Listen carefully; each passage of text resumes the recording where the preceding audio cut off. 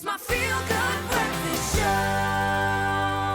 Welcome back. It's so good to have you on your Feel Good Breakfast Show. And believe it or not, financial stability is a type of self-care. This is something that I've learned since the start of the show, and I can't wait to learn a little bit more about this together. Now, managing our finances can be a way to reduce stress and also align values while supporting short and long-term goals. By prioritizing financial self-care, you're actually putting your current and future self first. And we love to do that. And here to discuss the intriguing art of financial self-care is our BIC Soleil #ChooseSoft guest. And we've got financial planner Megan Smith in the building. Let's give her a feel-good welcome. Woohoo! That's all for you, Meg. Enjoy it. It's all yours. So at the start of the show, we did bring up the topic of financial self-care. And I'm big on self-care.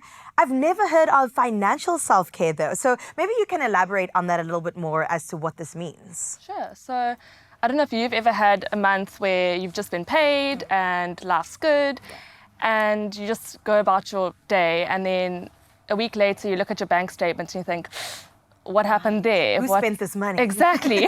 Where did it go? And that can cause stress, because now how are you going to get through the rest of the month? You haven't planned for things, and yeah, it can also make you go into debt, and it just forms a bad relationship with money if this continues over a long time. And yeah, it can be stressful. So financial self-care is just changing that relationship and getting positive, feeling positive and comfortable with money, and knowing exactly where your money is going and what you're doing with it, and just taking charge of your money. Sure. And yeah, a good way to start that is by having a budget in place. And yeah, so like when you get paid, have automatic debit orders going into savings and investments, and that's out. You know that you're looking after your future self, and then from there you then look at, okay, this is what income I've got, this is what I'm dealing with, and now how do I make my expenses fit within this budget? And really important to just live within your means, and not overextend yourself or go into debt. That's an important thing to bring up as well, because I was going to ask you how this sort of plays out on a day-to-day basis, and you've given such an incredible tip about that automated debit order. I mean, debit order in and of itself is a word that nobody wants to hear, but yes, if I don't have to think about it, it's already gone. What do I have left? Let's take care of this. And you said budgeting, right? Yes. So what else could that look like on a day-to-day outside of budgeting? So yeah, I think just being intentional with your purchases. I'm thinking about Christmas and Black Friday coming up and all of that, and you can just get carried away in wanting to buy things, and you get carried away in the moments, and just actually thinking, giving yourself some time to go home, think about it. Do you really actually need that? And then taking it from there. And if you really do still want it, then buying about it. So just being intentional and not letting yourself just get carried away by things. Or even budgeting is also really great. If you might buy coffee on the way to work every day, and yes, it's 30 Rand now, but you look back at the week, at the week, the month, and you're like, wow, I spent 600 Rand on coffee this month. And yeah, I think that's just, budgeting really actually changed your habits with spending, because you do. I've definitely seen it. I get carried away sometimes. It happens so often. I've also realized, I was talking about this yesterday, that I've got some trauma attached to money as well. And so I even have to be even more intentional with how I navigate my relationship with it. And I found that, I'm sure I'm not the only one, you get a dopamine kick sometimes when you're out there just splurging and spending cash. So to sort of find the balance between, do I need this? Let's be intentional about our purchases. So when it actually comes to setting goals, which I think is also vitally important, how can we do that to ensure that my now, but also my future self is taken care of? Yeah, so when setting goals, firstly, you want it to be specific. So I don't know if you've ever heard of SMART goals. Yes, right. So that also applies to financial goals, believe it or not. So you want it to be specific and measurable, and actually it's good to have bold goals, but can you actually afford to have those goals? So it needs to be achievable within what you have, and also relevant. How does it tie in with my life and everything, and then time bound, so have a time frame. And that also then, once you know your time frame, you can then choose, okay, maybe short term, do I have an emergency fund in place? Because that's really valuable and prevents you from going into debt for unexpected expenses, because life happens. So things like that. So short-term goals, medium-term goals, so anything more than like a year to maybe 7 years, and then long-term goals. And depending on what your goals are that you have, how you invest your money, you can then determine that. And the longer the time frame, the more growth assets you can invest in, and the shorter time frame, you want to be nice and conservative and invest more in money market. Of course, but obviously chat to a financial planner. So this is what I was going to ask you. Would you suggest that people seek help from financial advisors? Definitely. I think it's, can be overlooked a lot, and it is really important. And financial wellness and self-care isn't only with your money. It's actually, maybe you're the breadwinner of your family, let's say, and what happens if you're no longer able to work? What's going to happen to your family? What happens if you pass away and you've got parents or children that are relying on you and your income? So there's more to it. Although investments is a big part, there's also things like risk cover and looking at your holistic financial plan, which is really important. And I think can be overlooked. And even having a will in place and knowing that everything will be organized and dealt with accordingly when you pass away. So, Again, your future self. Exactly. Or the legacy that you leave behind. Definitely. Oh my gosh, such an important conversation, Megan. Thank you so much for sharing today. We also mentioned this yesterday, that sometimes finances can be a little bit scary and talking about money creates anxiety, but opening up conversations like this are absolutely vital. So thank you for your time today. Pleasure. This is so good. And of course, we continue this conversation across our social media. So make sure that you also get involved. And it's not as scary as you think, okay? We are in this together. We're a family. We're a feel-good family. And we want to make sure that your financial self-care is taken care of.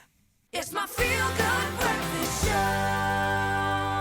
Welcome back. You're still on your Feel Good Breakfast Show right here on S3. And this morning, my friend BIC wants to remind you that it is all about self-care. This is how we get through life, right? And this is why this morning we're sitting down with content creator and businesswoman Jennifer Nxumalo, who is here to tell us all about how we, in fact, can look after ourselves financially, getting into a little bit of financial self-care, but most importantly, looking after our future selves. Everybody, let's give her a Feel Good welcome, please.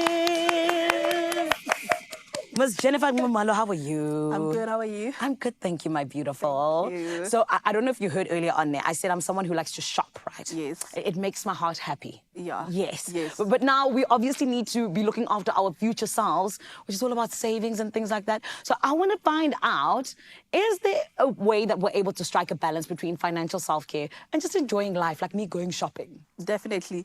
And what the most important thing when it comes to just setting yourself up is that you need to set a budget. And in your budget, you can just have a category for yourself. So for my budget, I have a me category. Yes. So this is money that I can spend anyhow. There's no restriction in terms of where I can spend it, but it's for me. So what you can do is when you are setting up your budget, make sure that you put a category for yourself. The most important thing is planning for the spending. How you spend it, it's not a problem, but so long as you've planned for it. Oh, so that's my problem. I'm not planning for the You're not spending. planning. Okay, Jennifer, you're giving me something to, mull over because I like that. And especially money that's meant just for me. It sounds good. But let's now talk about, age. Because I know that a lot of people sometimes put age on whether or not you should start saving and investing. For you, as somebody who is a financial content creator and allows us to know more about our financials, is there a specific age where we need to start looking at savings and investments? No, there isn't. The earlier the better. Okay. Like my daughter's 7, but I'm already investing for her. Oh, wow. Even though she's not doing it herself, but I'm already doing that for her, so that by the time she's older, that money has built up. So there isn't an age limit. The most important thing is that starting is important. But how you start is also very important as well. You don't want to go into investing without building up your savings. Yes. So first build up your savings, then you can go into investing, because investing is for long term. Savings is for short term. Okay. You see now you're speaking a language actually that is very understandable to me, because I've never actually looked at it like that. Like I know you need more big amounts of money to actually invest, but I've heard certain people being like, buy shares or do this or whatever it may be. So that's a really big tip for you to say, start with the savings, then you can look at the investing. Yes. What other practical steps would you give us to be able to really have a holistic view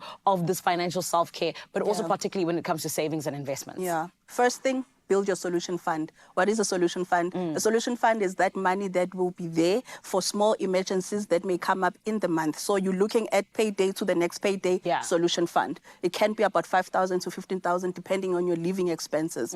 That's the first thing. Then build your emergency fund. Emergency fund is for your big emergencies. Let's say, for instance, you own property, you've got a house, you want to build up that nest egg 3 to 6 months, depending on your field, where you are. If you're in a private sector, you want it to be 6 to 12 months. If you're in a public sector, it can be 6 months. So that is for big emergencies. And then you can go into investing. Amazing. And also, I didn't know there were so many funds that I must have.